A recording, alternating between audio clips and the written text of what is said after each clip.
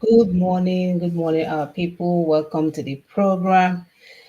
Oh, we are happy to see you guys. It's a new month. We are in the Ember month. Before you know it, it will end.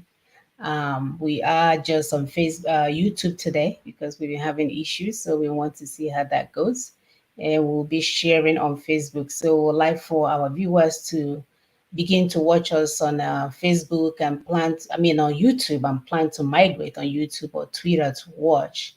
We really want to eventually migrate our show totally to YouTube. So before we get started, I know our YouTube viewers will be watching or waiting. We are going to share the link from YouTube so we can post it on Facebook. We want to see if there's a difference. A lot of blockages and information that our people need, especially at this dire minute that we are in. Somebody else is actually playing with it. So I will share. Give me a minute to get this link going, and then we'll go with our show. Happy to see you guys. It's a new day. It's a day that the Lord has made, and we will be glad and rejoice in it. Um,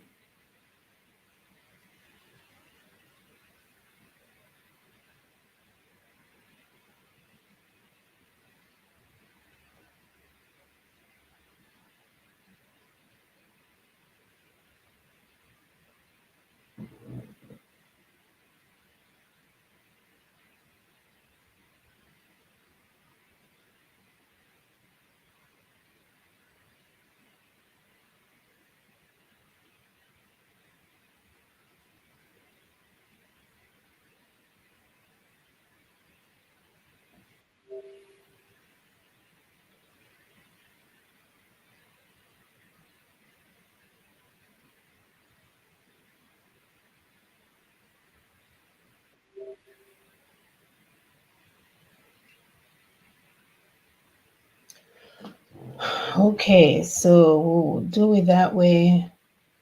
Um, to share it on Facebook, and then we'll go from there. Um, okay, I'm still sharing.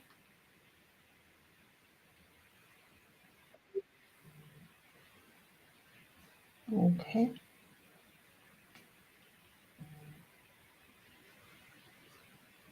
all right.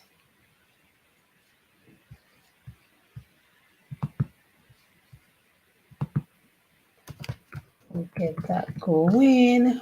Almost. So continue to help us to share and like and subscribe and all those wonderful things that needs to be done. Um, we'll continue to do it. So hopefully our viewers can understand what we're trying to do, because for it to play live on Facebook, we have to be on Facebook. Facebook, since we're not on Facebook, we actually have to click the link that we sent on Facebook for you to actually watch the show. Um, so you get the link, right? Yes. Okay. So I don't know how it's going to work, but we can definitely give this a try. What do you think? Should we proceed or should we? Okay. All right. So we wanted to see how this works, and hopefully we'll have less interruption that way. Today is October the 1st, 2022. Like we said, this is a new day that the Lord has made. We will rejoice and be glad in it. While we are rejoicing, we are doing our work, right? Because He said He will not replace our action. So we'll continue to be active and doing the needful while He will bless what we have already done. Our topic today is modalities for the transition, proposed by NINAS Constitutional Force Majeure Part 1. If you recall, last week we were trying to get this show done, but it was my fault. I didn't put the PowerPoint the way it's supposed to be so it can flow as we go through, because we want you to understand what we're doing.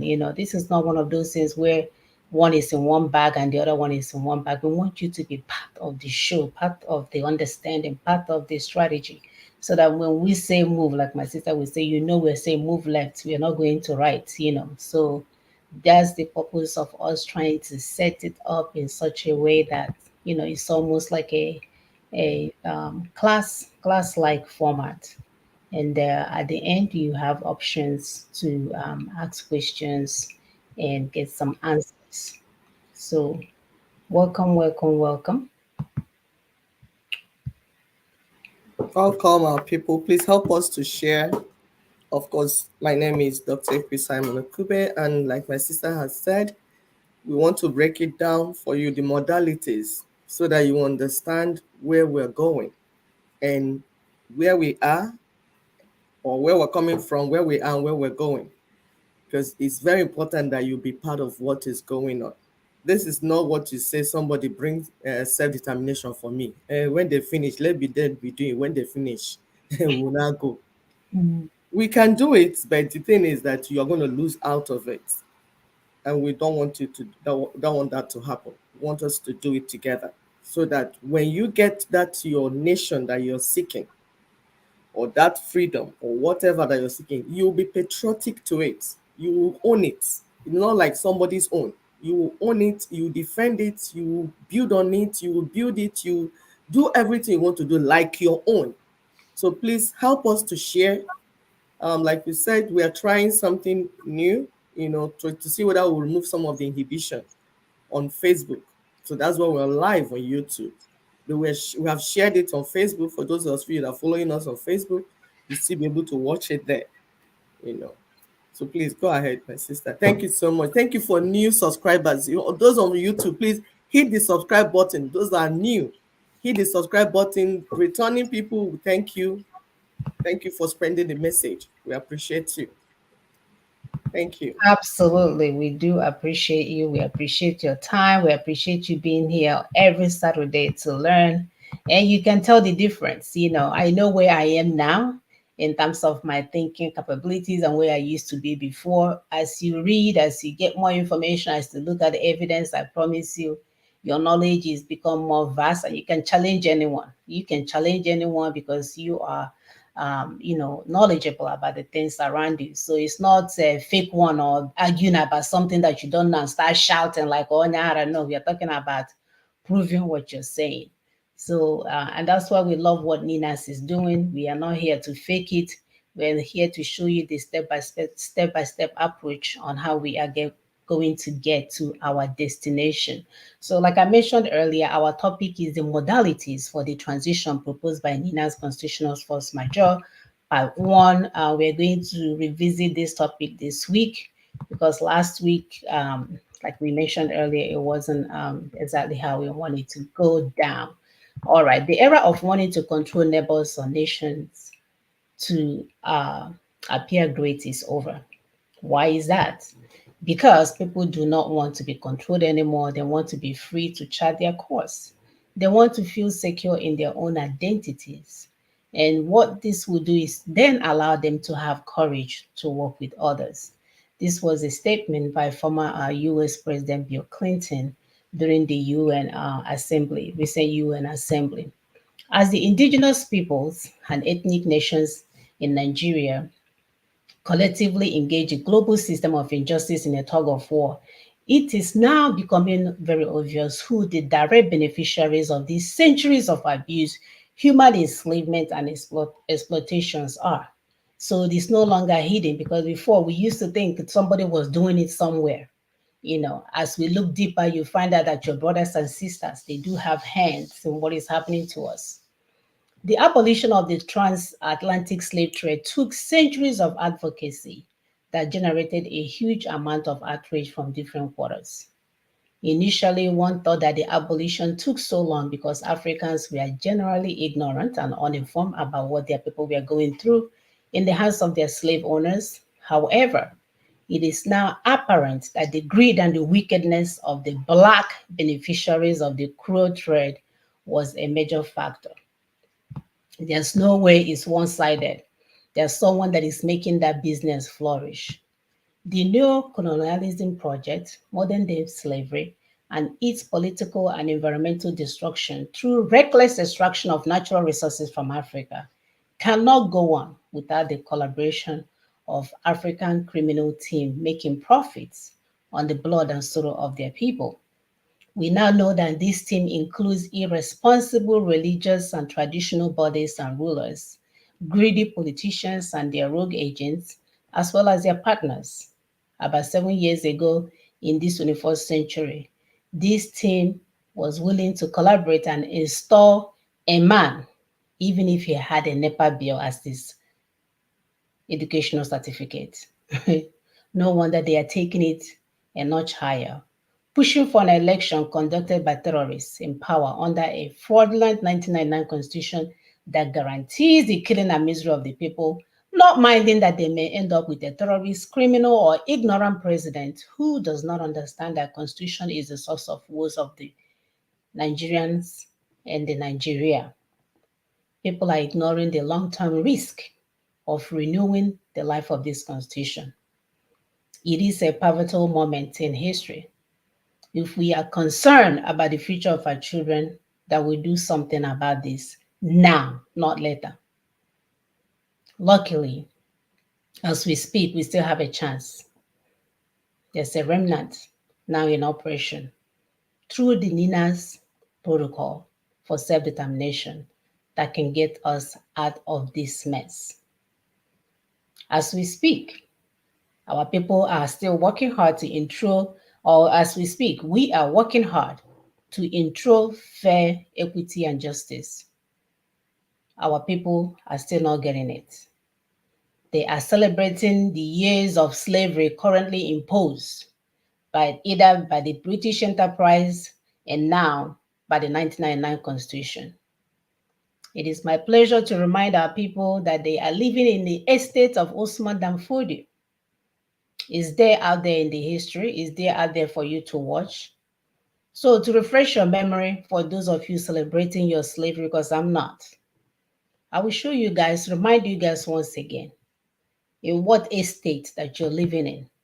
You don't have a country to protect, you don't have a nation. You are living in an estate of slavery owned by people that have already told you so, so many times, in so many ways, in so many avenues. But you guys keep pretending like you belong to a nation. So give me a moment and I'll pull up this video or this picture rather, Yeah, just a picture. just a picture for us to see once again, because our people like to fake it. They don't like to face reality. When we talk about long-term risk, you may want it now, now, now. But if you are not considering the long-term risk of your decision, then you are not a responsible adult. So we are offering you guys for us to call this whole thing to an end and create an environment where our children will have a future that we want them to have. But no, people are still believing that there's a shortcut for them to get to that destination. And we're telling you guys you're not considering all the risk involved, all of it, and even more. So once again, I'll remind you guys that the new nation called Nigeria should be the estate of his great grandfather's Osman Danfodio. He reminded us that they must ruthlessly prevent a change of power, which we've seen in our lifetime. They say that they will use the minorities of the West as a willing tools and the South as a conquered territory and will never, never, never allow them to rule over them and never allow them to have control over their future. That is the story of our lives, all of us. We've seen this proclamation come to pass. It's still present as we speak. Nothing has changed. But my people are willing to wear green, white, green to celebrate the Usman Danfodio's estate and lie to themselves. Maybe because due to lack of knowledge, maybe they don't know. That's one of the things that we're here to do, to remind you where you belong, to remind you that you're still under slavery, to remind you that with 1999 Constitution, you go nowhere. You will be running around in circles. So as I will pull up the next video, I'll have Sister Hui go ahead and Yes, because we are reminding our people that what happened in that 1960 that you call independence is just the internal colonizers who are the Fulani nation, citizens of Fulani nation. What happened was that they were celebrating the day they collected their great grandfather's estates, called Nigeria, from the external colonizers, that's Britain. It was just handover of power. So what you call independence is not your independence yet. You are not independent yet. If you're independent, you're supposed to be building your land, doing the things, making decisions by yourself. That's the meaning of independence. To be free, to be autonomous, to be able to make decisions concerning your life and destiny and that of your land and the people, to secure your people, to build infrastructure. That's self-determination, but you don't have it yet because it was just a handover from external colonizers to internal colonizers. You are yet to be free. So I don't know what you're celebrating. The green, white, green you're wearing is, you see that green there? Is it not connected to Islamic countries? It's Islamic countries that use green. So check where you are. What you're wearing is the cloth of your slavery. And we're saying you can be free. It is possible to be free today. Go ahead, my sister. all right, we're going to start with this video.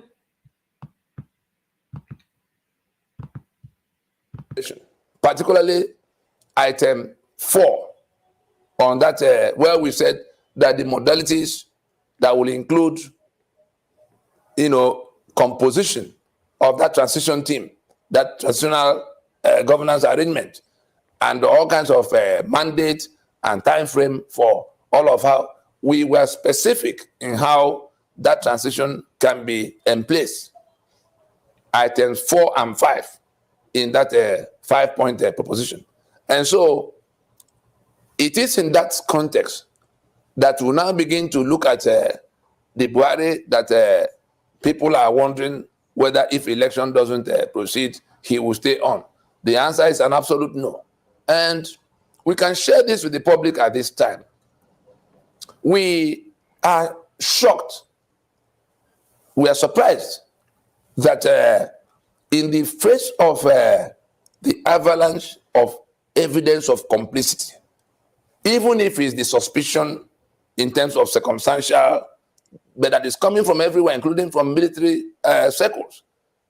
We saw what Commodore Olawumi that interrogated some of people, the complicity of the president and commander-in-chief, Muhammad Buhari, in the terror that is, running riots around us.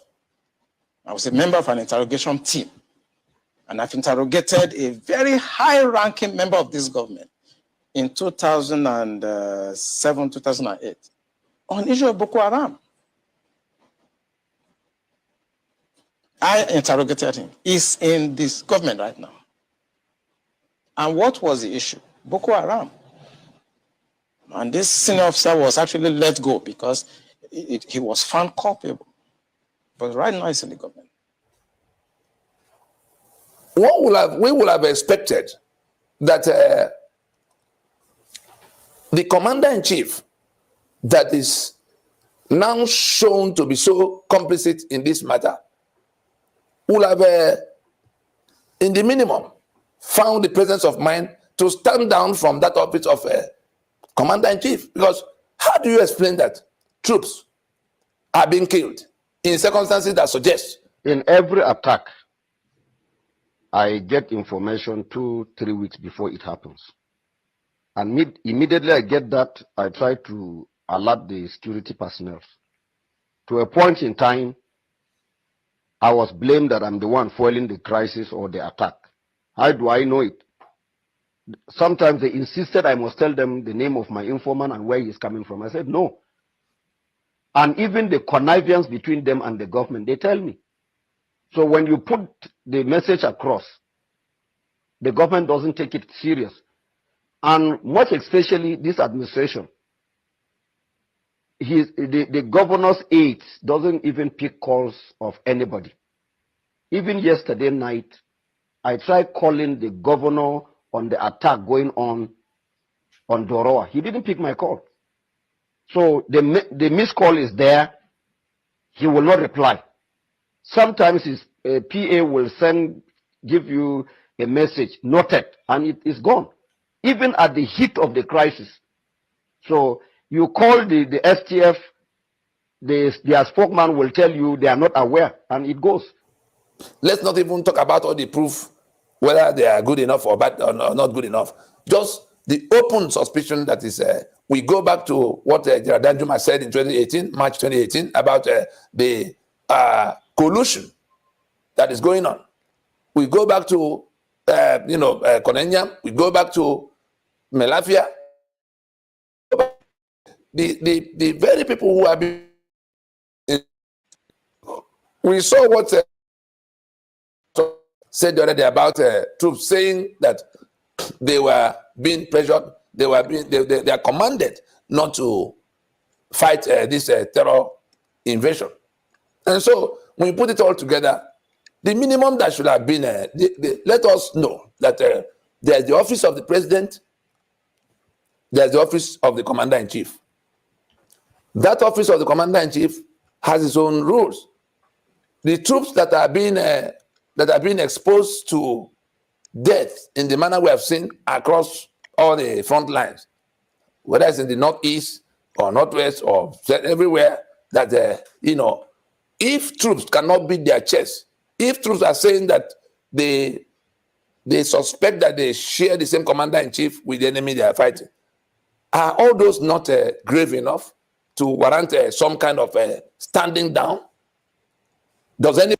No, it's not, because they are completing the agenda. They are coming to do what they say they are coming to do while you guys are obedient. So they will take over obediently. Thank God you guys are laying your lives on the line for them to come and collect and dispose of, because that's what's going to happen. The red flags are everywhere. The information is out there. Do you want to hear? No. You want to keep partying while your father or your mother is dying. They are calling you, your mother is about to pass. Come so that she can give you the last information. You said, no, let me dance one more time. It's getting scarier and scarier every day. Go ahead, sis, while I pull up this thing. Thank you. So while we pull up the PowerPoint, I want to give you the outline so that you will follow our discussion.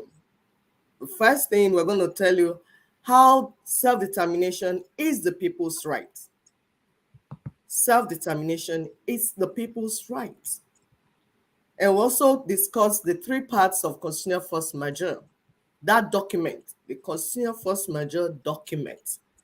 Some people keep saying, oh, it's first anniversary, it's second anniversary, it's third anniversary. We want to tell you the three parts and explain to you what it means. It's a living document. It's something, the first Majeure, Constitutional Force Majeure that was done on the 16th of December, 2020, is the beginning of a journey.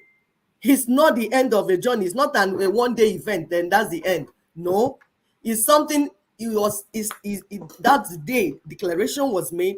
But there are so many things attached to that event that will be unfolding as we are going, and it's important for you to know. Then we will talk about enforcement phase of the Constitutional Force Majeure.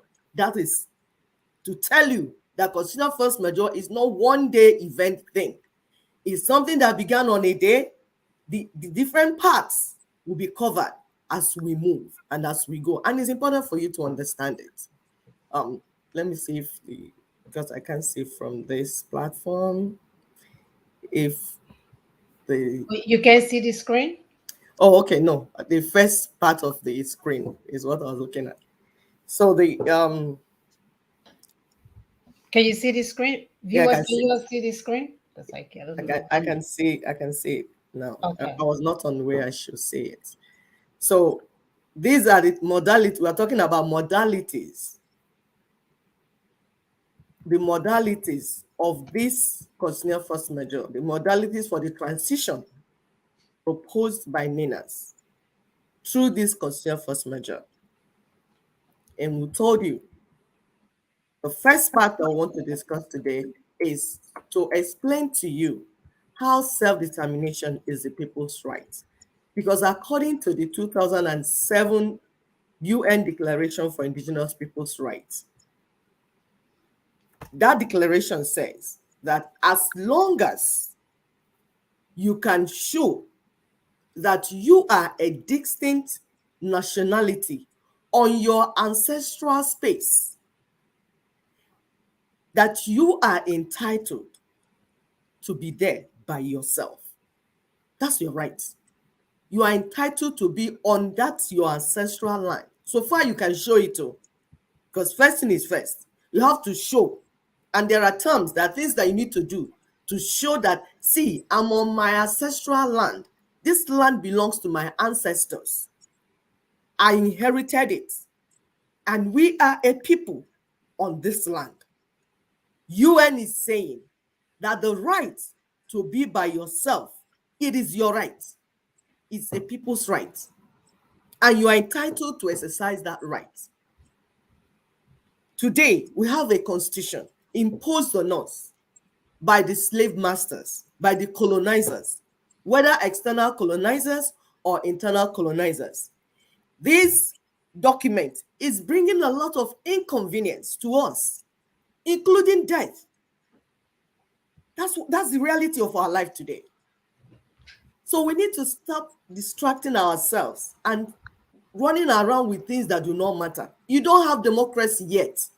So what election are you talking about? You are still enslaved. The document you have is not you don't even have a nation. You are living in another man's nation where you were trapped and you're colonized. You're enslaved. So you are not yet able to exercise your rights, even your voting rights. Yep. So the first right, you as a people, you and your people living in your ancestral land, the first right you need to exercise is called self-determination. You have to prove that first and get it. My people, that means you need to get the land before you start talking about buying bed or mattress or mat. So you cannot wait for invaders to step in your land and conquer it and take it forever for themselves. What will you have to pass on to your children? So indigenous people, what UN is saying, because some people that keep saying, UN, no, UN, give us freedom. UN, come and see, they're killing us, they're killing us. UN be saying, oh, what are these people talking about? What do they want us to do? Can we go to the next slide, please? Yeah. So what we're saying, that according to the 2007 UN Declaration for Indigenous Peoples' Rights, that you are entitled to self-governance. And you are able, as a result, by your actions, able to institute a transition and execute UN rule on the issue of self-determination. You are able to do this by certain actions that UN have put in place. That action, noise, or undirected noise, is not part of the action. Unnecessary noise, uncoordinated noise is not part of the action, because that's not a strategy. There is a strategy on the table that you are supposed to follow. Those actions, that's what UN is referring to here. So the next thing is that we want to break the parts to you. The three parts of the constitutional force majeure document is a document. If you have not read that document, please, we plead with you. Look for it. It's online. It's also in the website of NINAS. Look for it and read it. It's not too many. It's not much. Read it so that you understand what we're saying. It has three parts. The first part is lamentation. And the second part is the constitutional grievances, because you have to say what is going on. And then, of course, you have the operational parts, the operative parts. These are the three parts of the constitutional, the CFM document. So when you come to that lamentation part, the lamentation part is the part that explains how we arrived to where we are today, the mess that we have found ourselves. How did we get here? Because for those that didn't know, because we told you that we are working with local and international stakeholders, they need to know. You need to carry everybody along. So you have to say, this is this. Like I said, you have to say, this is where we are coming from. This is where we are today. And this is where we are going. So it will be clear to everyone that this is where you're going. You're not going left and you're supposed to go right. And everybody will understand. And the world is already understanding, because these things, we have gone out to discuss these things with people, that powers that be, because they are also stakeholders. They made investment in our land. So we cannot just go and say, get out from our land. No, things are not done that way. That's not how things are done at the international scene. You have to follow the protocol, the standard protocol. So in that first part, I will call lamentation, we explain the wickedness of British crown, the caliphate. Both of them, you can see this. This is also another video by NINAS that is on the wall. You can Google it. You can look for YouTube. You can look for it in our website. The evil. This is called the Nigeria, the pyramid of evil. You can see the sequence. The top there is the British crown that is on top, followed by the caliphate. Then in the middle is the 1999 Constitution. That is the tool that both of them up there are using to exert the authority over you through the illicit federal government. Then the masses are the ones down receiving, at the receiving end. Now, this thing we are saying, how does you staying inside here to vote, which of the stooges, the British stooges, Caliphate stooges, which one will manage your affair? How does this pronounce freedom? How does this sound like freedom? It is not freedom. All you are trying to do is, this prison we are inside, let's get who the chief prison warder will be. Like a class monitor. When you are in class in those days, you have class prefects representing the lecturer or the teacher. You say, who made noise? The class monitor will go and write your name for names of noise makers. Like Obi is coming. When Obi comes, he will write names of noise makers. Who are those that are making noise about Biafra? Who are those that are making noise about Oduduwa? He will collect the names because he's the class monitor imposed by Britain and Caliphate. So he will write names of noisemakers and submit to Britain. And whatever they will have to, like our people already experienced when he was in Anambra State as the governor, the incidents of Ezu River. Our people should go and check it. Who killed our boys and threw them into Ezu River because they were making noise about Biafra? It will be that you're following is going to write names of noisemakers, and you will know what will happen to you. Ezu River is a child's play. You go and find it. Those are not from Anambra State.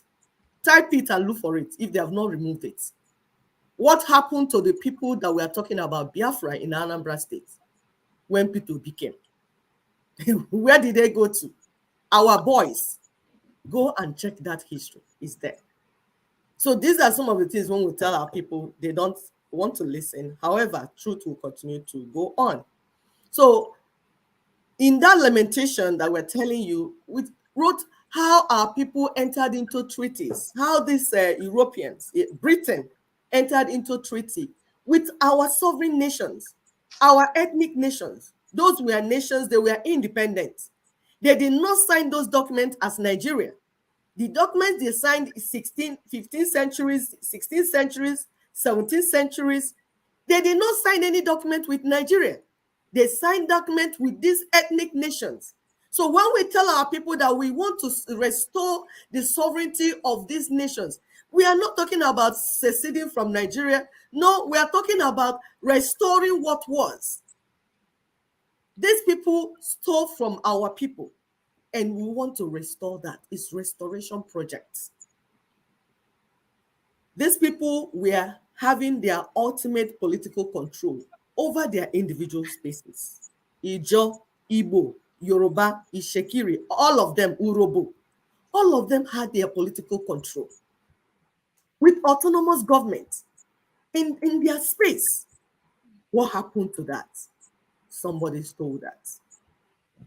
To give you an example, Ishekiri, as far back as 15th century, had diplomatic relations with Portugal. They were already relating with other foreign nations as entity, as independent entity, doing business with them as independent nation and kingdom, not tribe. Who told you that you're a tribe? You're not a tribe. You had a nation. Go and find out the definition of nation. You are not a tribe. So the lies and deception and manipulation continue so that they can steal your resources. And eventually, they conquered our people. They used different tactics, including fake religion in the north and middle belt and part of southwest. They use fake Islam because our people there were already practicing Islam. But they told them that they need to improve in Islam, that this one they're practicing is corrupt, is fake one. They want to bring the new one, the good one, and kill their leaders. Their leaders that did not want these invaders to come in, they killed all of them and imposed their own type of Islam. The Islam that makes you an infidel, even when you are practicing your Islamic faith. Wow. Because they are the original ones. They make you fake. And then that's why they're killing you, even in Northwest, Northeast. Even when you say you're a Muslim, you are still killed. Why? Because they tell you that your own Islam is fake. In the South, they corrupted the teaching of the Bible and Christianity, which they stole originally from Jews that were crucified and killed. They took that document from them and used that, their fake Christianity, and said they're bringing the kingdom of God. It's lie. They didn't bring the kingdom of God. They brought the kingdom of men. Kingdom of Rome had its own group, has its own group. Kingdom of Britain have their own group called Anglican. Then you now start having small kingdoms of Pentecostal, small kingdoms. Adeboye has his own small kingdom. Adeboye, what's their names? I can't remember all their names. People will know them. All of them, GOs. These are little kingdoms. How do you know they are little independent kingdoms? They are not making you to see God. Assuming it's God that are preaching, assuming it's the kingdom of God that are preaching, you will be united as a people because God is one, right? So there won't be Roman Catholic God, Anglican God, Pentecostal God. These are just divide and conquer tactics. It's the same thing they did in the north. So whether it's Islam or Christianity, they corrupted your spirituality using whatever it is that they brought. So all these lamentations is what you have to look into. You yourself is in your neighborhood, find it.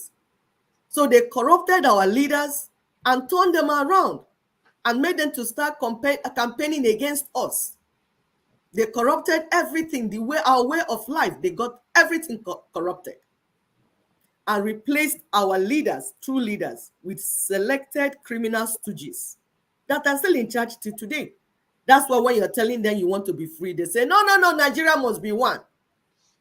Nigeria must be one for who? Who are you maintaining the one Nigeria for? For the slavers, both external and internal colonizers. So this, somebody like P2B is Fulani houseboy, errand boy. On a jelendi Fulani ozi, to say it in my language. They do not want the freedom of the indigenous peoples. They want them to always continue to be enslaved. So first part, you see this one I'm breaking down, I'm adding. It's not what you have in the lamentation in the document. I'm just explaining this for you to understand what is in that section. So by the time you can read it, it will make more meaning to you. It will make sense to you. So the second part is the constitutional grievances. We listed it. We explained why everybody is fighting and agitating. Everybody is fighting. This one is my land. This one is my oil. This one is my gold. This one is my. What is making that happening that everybody is fighting like people that they rats that they put inside a rat maze. You're going in circles, fighting one another, agitating, shouting, killing your people. Why all those is because of the 1999 Constitution, the constitutional grievances, things inside that Constitution that made it that it's not a working document that we can use for our people. There's a picture my sister will pull up, the Freedom Park Proclamation. Yes, all these are different people representing different blocks of this agitation. Agitation did not start now. Our people have been agitating. But if you are just agitating and you're not putting action in place, you will be like the washing machine that has agitating and then detergent. If you don't put detergent into the washing machine will agitate, and after you take your cloth, the cloth did not wash, nothing happened. So if you are just agitating without a strategy, without a plan for self-determination, you are just making empty noise.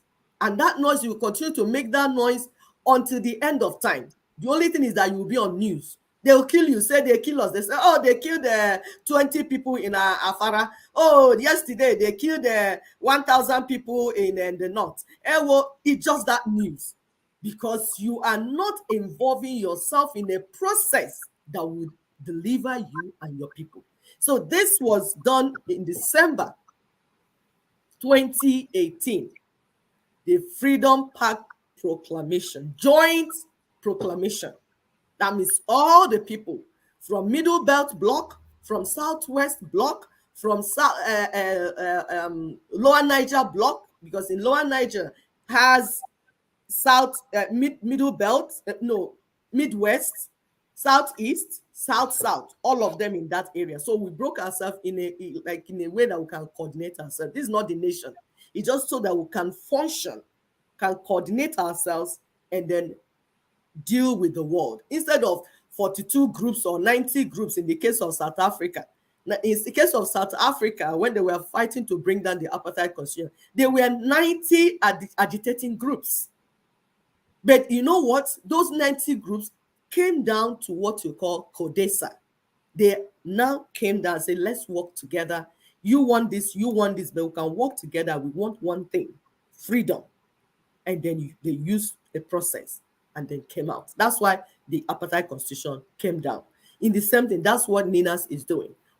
Coordinating all the indigenous peoples, organizing them in a block that you can begin to say, this is where we're going, this is how we're going to the place.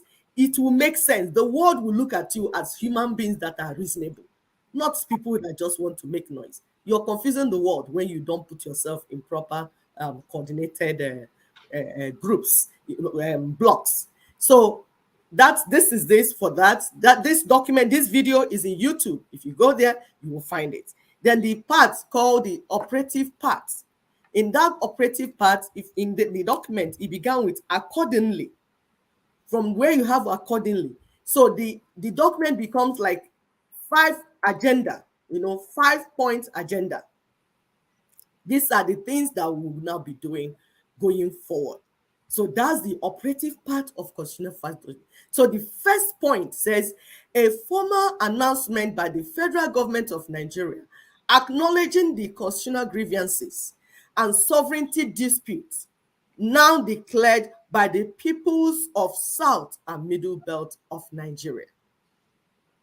Because they gave them 30 days, 90 days, and then 30 days for them to do this.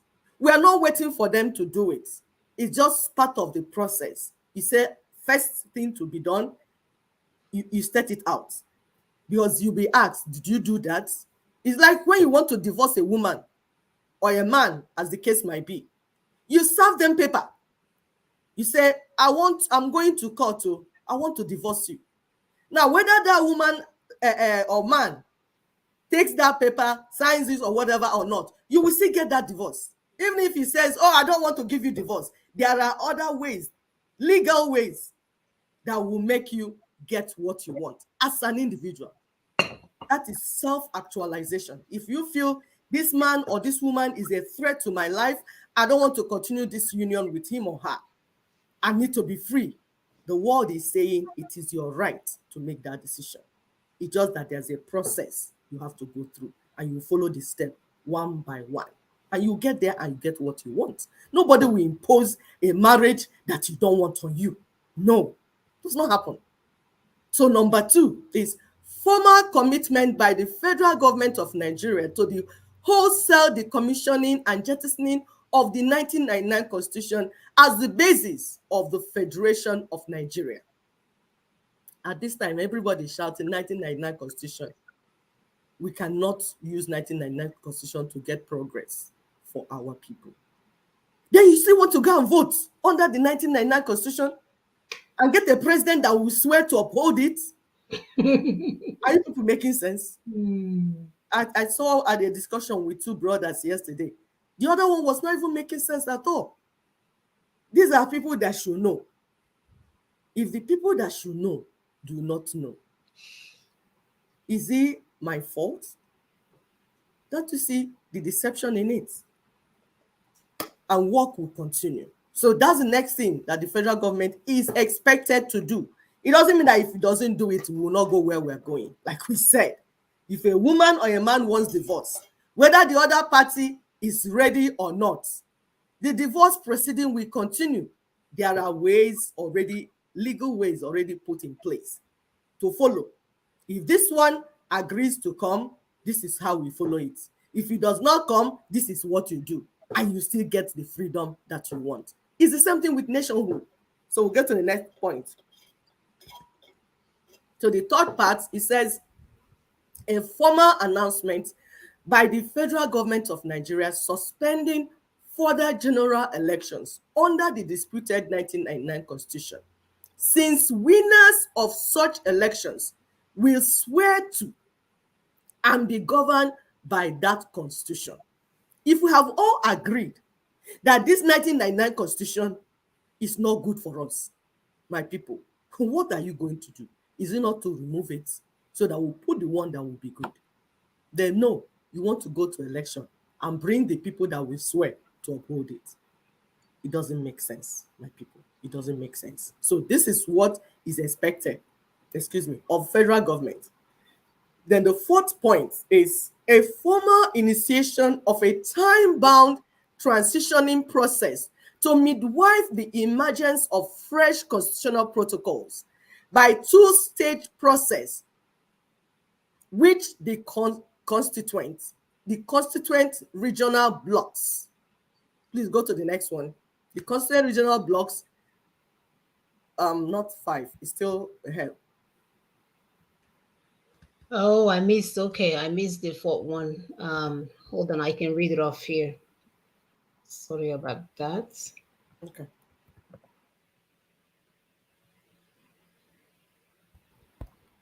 So please hold on, people. We'll get it for you because we want to say it as it is.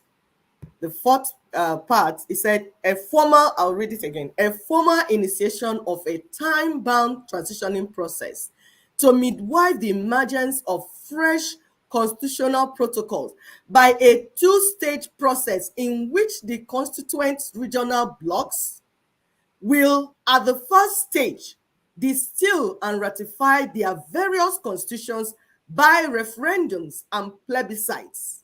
That's the first stage.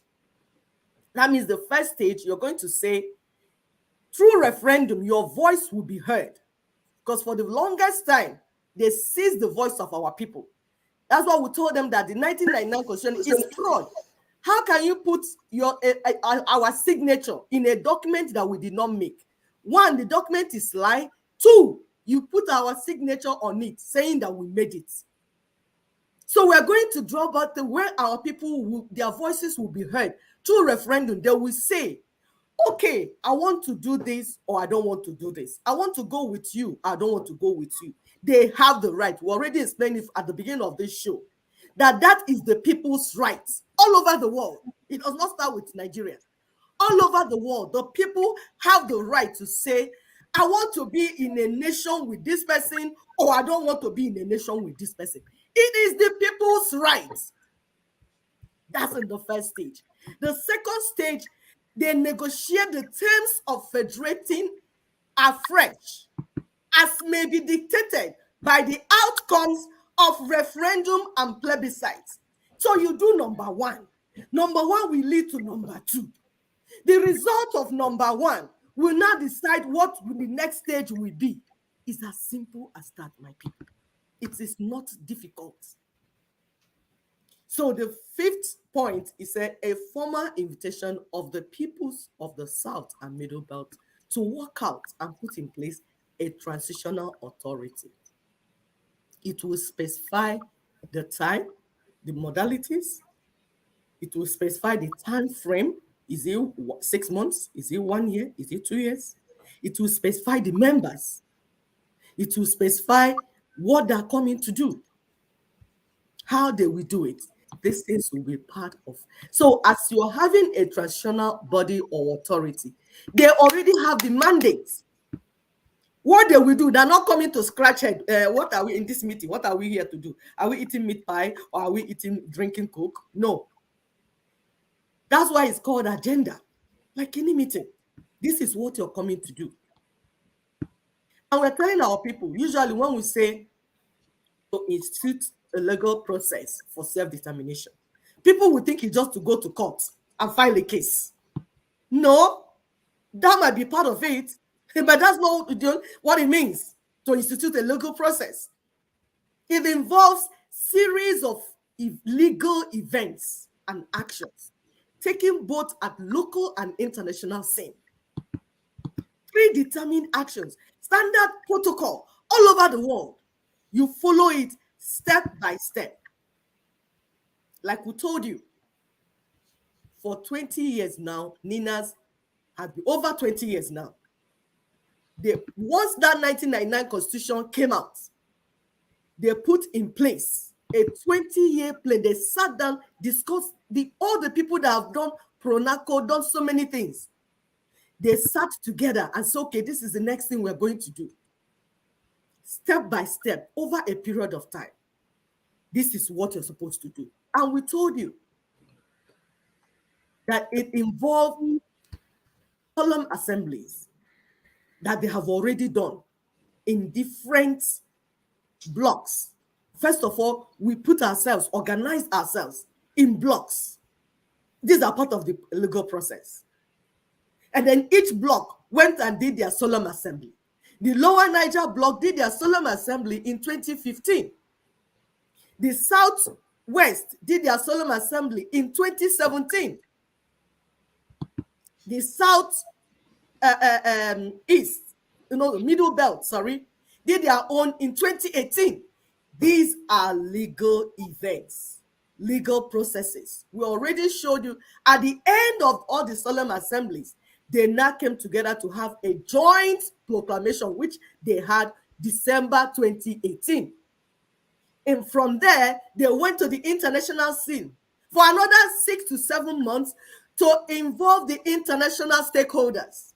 They were in Washington for 6 to 7 months with evidence of videos and pictures of these meetings. It's not the one that you go to UN and take picture in front of UN gates and say, my people, I went to UN, contribute money for me.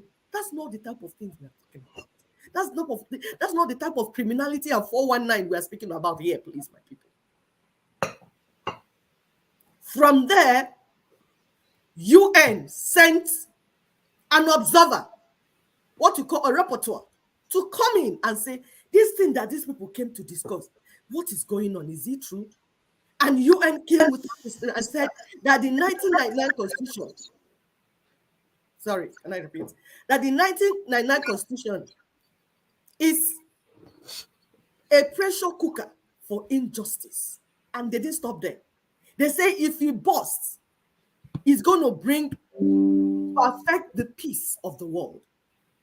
So they do not want that. Are you people following what we're saying, my people?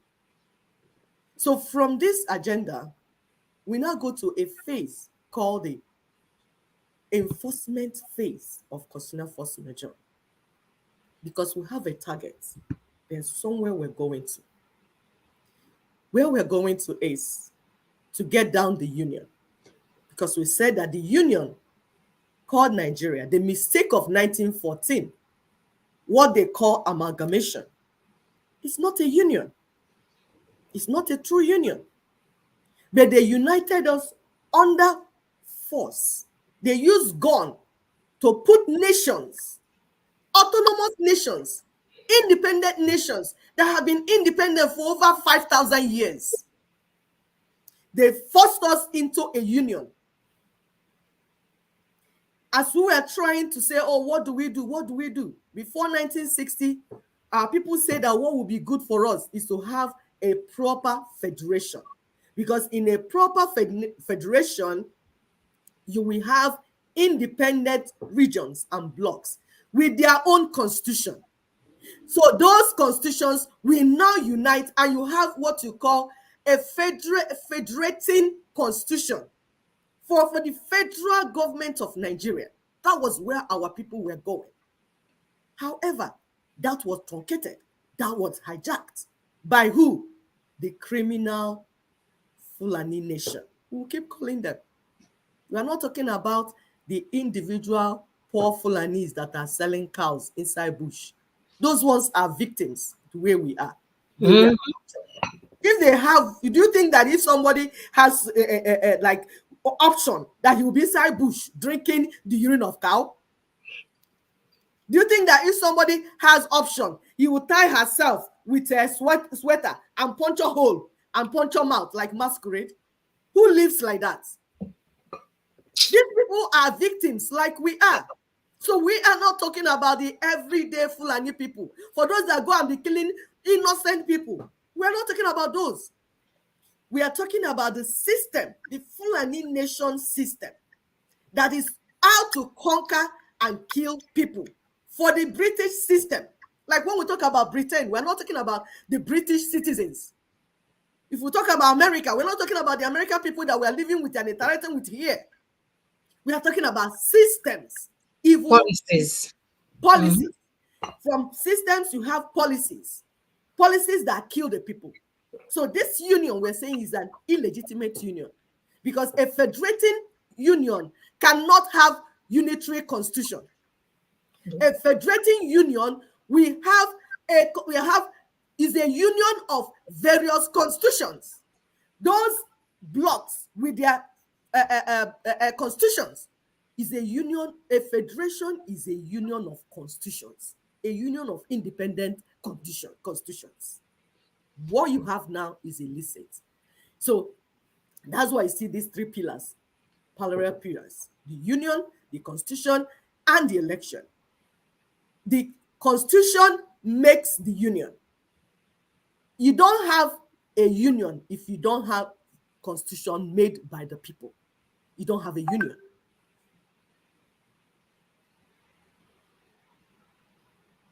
So what we're saying, the election, you can see is standing by his side. How it's done is you have a nation, you agree, you want to have a nation. How you write constitution is written from the down, the grassroots to the top. The people in the grassroots will write constitution and then come up. You don't impose constitution on people. No. That is apartheid. That is imposition. That is enslavement. You are taking the people's rights. UN has said that the people have the right to exercise their self or governance and exercise their right and exercise anything that they want to do about their destiny. So if you impose constitution on them, you have stolen that right. You have stolen the sovereignty. So the right thing to do is the people will go through referendum and say, we want to form a nation. We want to form a union. And then when they have agreed, like we said in 2 steps, they have agreed we want to form a union. But I say, okay, what are the terms and conditions of this union? That's the next step. If that has not happened, you have no business with election. Nope. If these things we said, these two simple 2-step thing, if it has not happened, you have no business with any election. Whether you are voting your father, your mother, PDP, APC, Tinubu, Labour, slavery, Peter, Atiku, whoever it is you are voting, and we tell you that all of them are same members of the same criminal gang. These are criminals, all of them, no matter what name they bear. You have to resolve this before you now go to the next thing. However, you, the people, have the right to do the right thing because you're the one suffering. So you can see on this level, you see Lower Niger, those that can look at it is smaller. Southwest, Middle Belt, this is the alliance. We have formed alliance to pull down this illicit thing imposed upon us. And the only way we can prove that we are pulling down this 1999 constitution is to stop this election. We say, we are not talking about boycotting the election as individuals or you and your group going up and down. Because the way you're trying to get the people free, some criminals are there making them to be killed.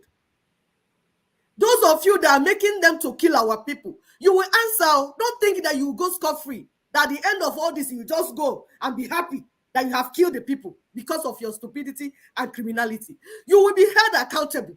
At the end of all these things, you will be held accountable for the people that you have killed. Whether you call yourself Simon Nepa, or you call yourself Nnamdi Kanu, or you call yourself Peter Obi, whatever name you bear, that we are saying, let's negotiate on how our people will have a better life, a long-lasting better life. You don't want. You want to work with the enemy. You want to serve them. You want to do boy errand job for them so that our people will be killed even more.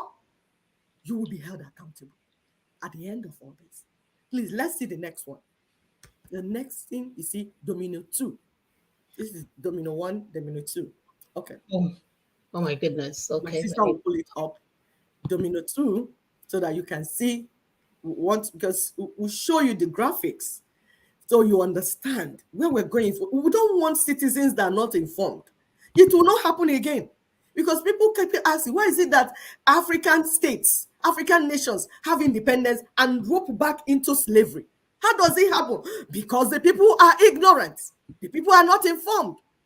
If you carry people that are ignorant and uninformed through independence, it will not work. They will have indie, but there won't be pay. They will have indie, but there won't be pens. So so it won't complete. You will have free, and the dumb will not be part of it.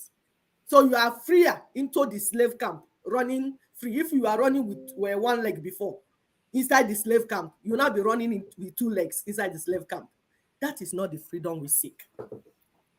That is not what we are talking about. We are talking about freedom that will be long-lasting. Sorry, excuse me, let me put this. Freedom that will be long-lasting. So you can see this. So by the time you put more weight on that lever, you get down the election. The election will push down the constitution.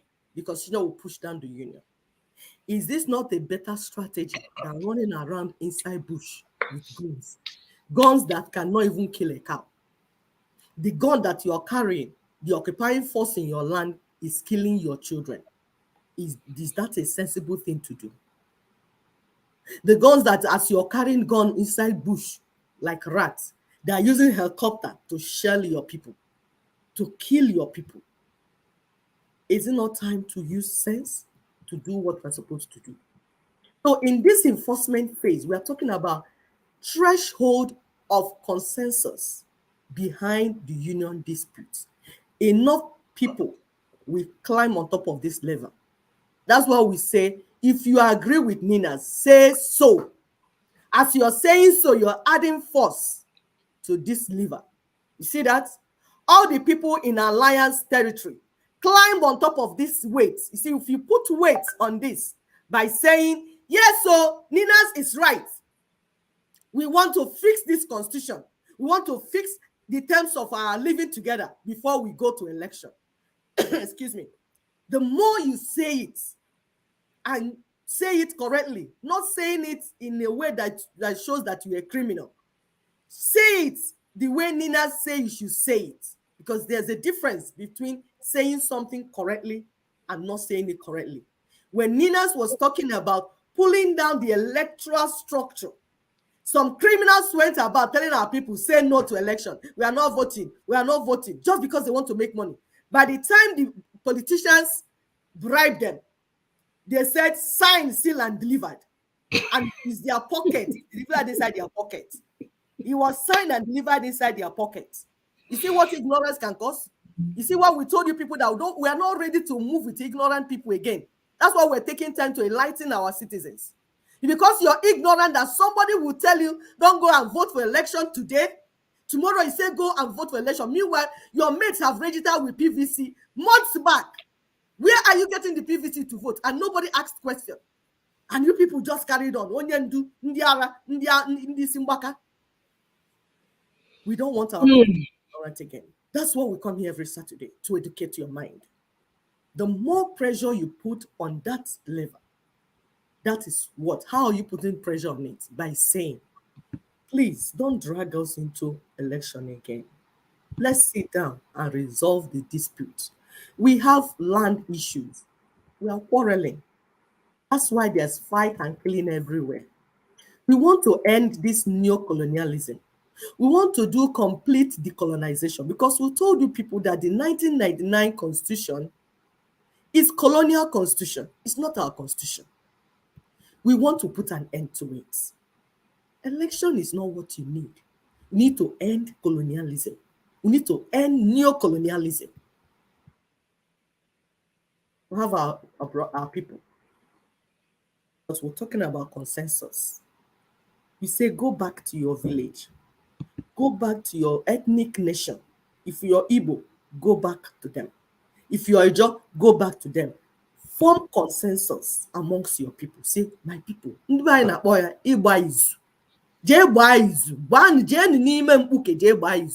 stop making noise on the street. Go inside and talk amongst yourselves. All the blocks, all the ethnic nations. Say, my people, what do we want? What are we going to say? What do we want? Because when you have that agreement, if you are agreeing in yourself what you want, the more you agreed, the less, it's not easy for the enemy to pull you apart and destroy you. So it's more difficult for the enemy to destroy you. Excuse me, as you agree.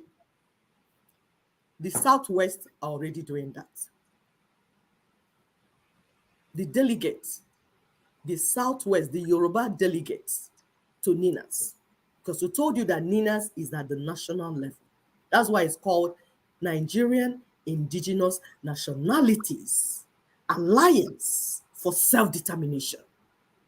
That means we have nations in this NINAS. So Yoruba people, they have a delegate representing their people. And our father, Reverend Salami, spoke.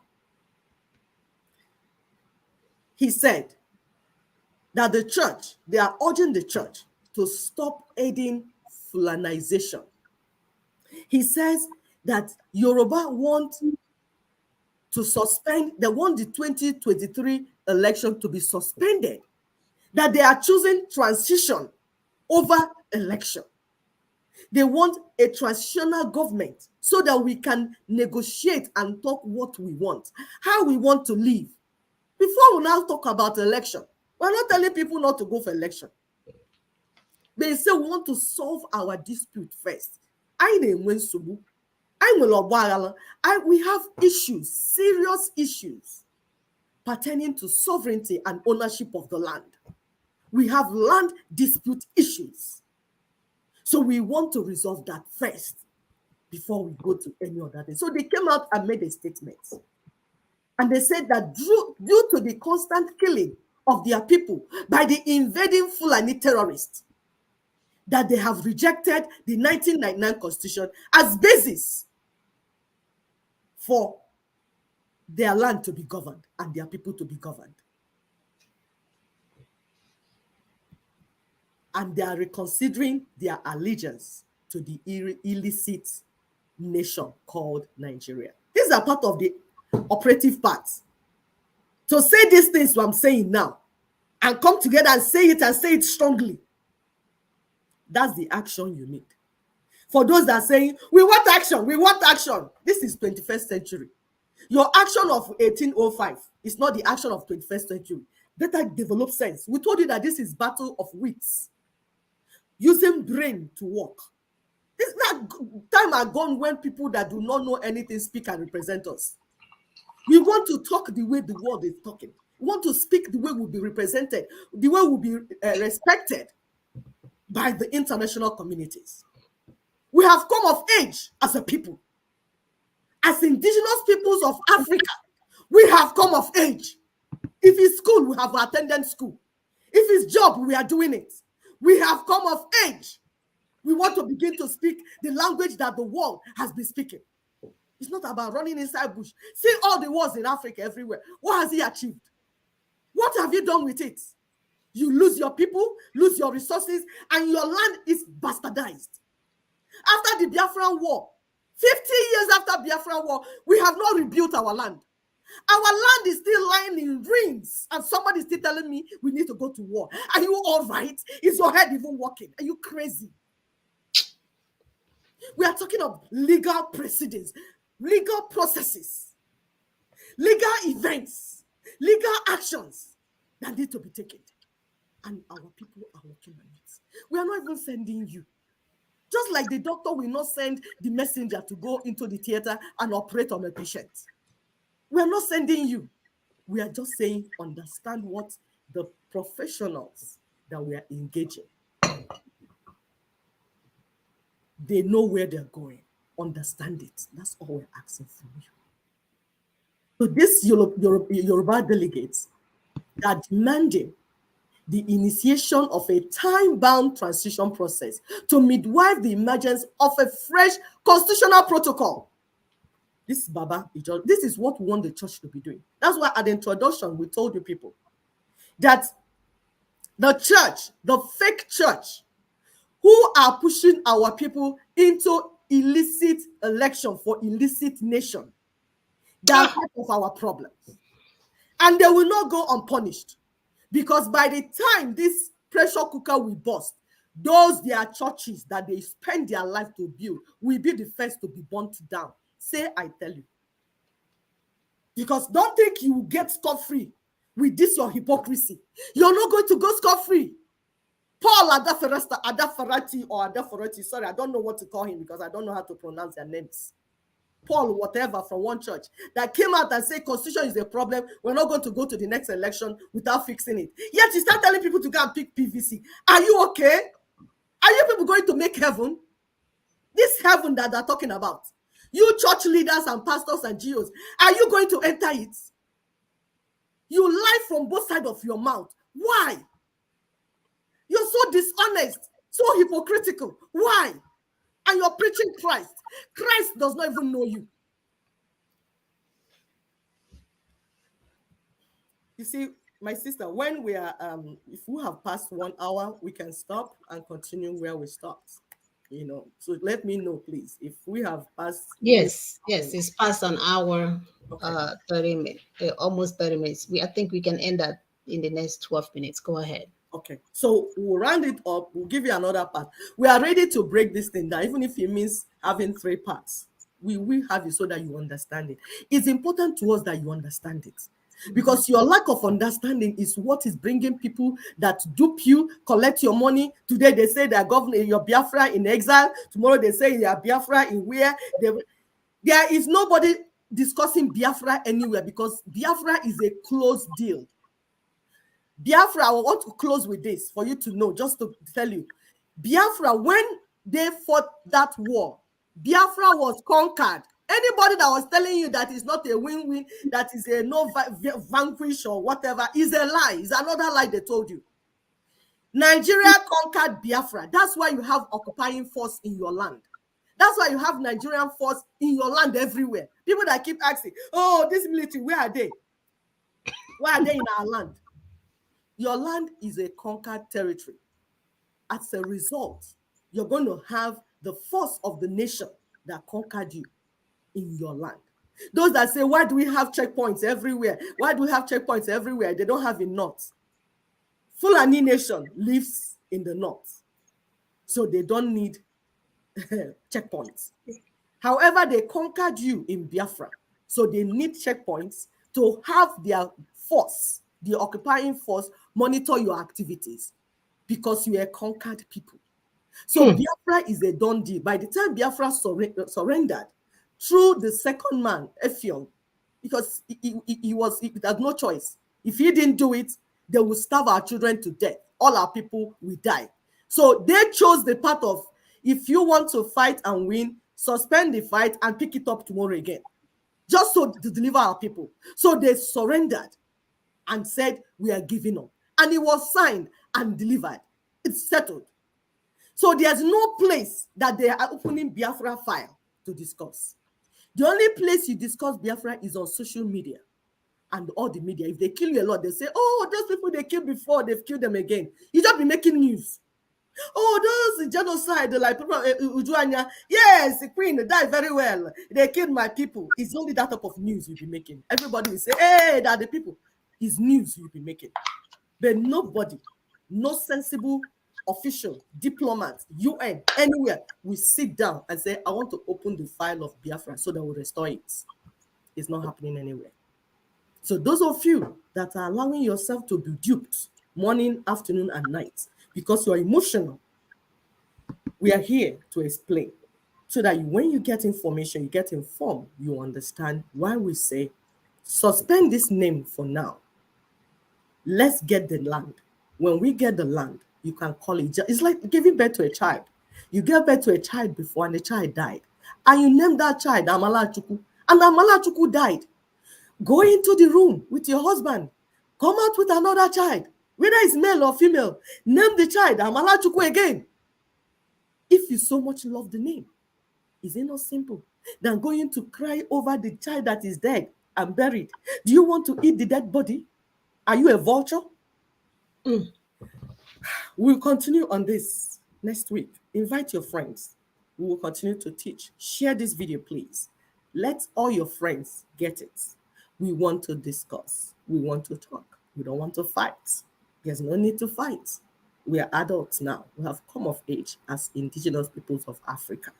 And we want to discuss. And discuss we must. We don't have choice. We will discuss and resolve our conflicts. It's called conflict resolution. We have conflicts. And anybody that says we don't have conflict is a liar. Whether you're a church leader, or you're a traditional leader, or social influencer, or GO, anybody that says we don't have conflict is lying. And you know what? That conflict will consume you. They were saying, NINAS is saying, we can sit down and discuss these things amicably so that it will be good for everyone. Live and let live. That's what it is. And that's what my ancestors said. And that's what I believe in. Live and let live. If you say you're not going to live and let live, whatever happens to you, it will not be my fault. It will be the universe dealing with you. We stand on truth and justice. Ofonogu is what we stand on. And that's what will lead us to where we're going. Thank you very much. Next week, please. Don't miss it. Thank you, sister. We will see you guys next week. We are loaded. You can see that we are giving you this instruction on step-by-step basis so that you can understand, so you can empower yourself to take down those that are noisemakers, those that are obedient, those that think that we're here to destroy the election. We are saying that the long-term risk of avoiding to address this situation will continue to put us in a dire situation. All we want is for us to have a sustainable economy, a sustainable environment where our children will thrive. It's not that complicated. So until next week, do not forget to join us on Clubhouse on Sundays. Barrister Tony Nadi will be there to give you even more information on the things that you need to know to understand the dynamics of, should I say, framework of what we're trying to do here. It's not about your friends. It's not about who you believe in. I know a lot of you are hungry. We are here as Africans to do the right thing. And at the end of the day, our prosperity will, declare this good news. Thank you so much. We shall see you guys next week. Bye-bye.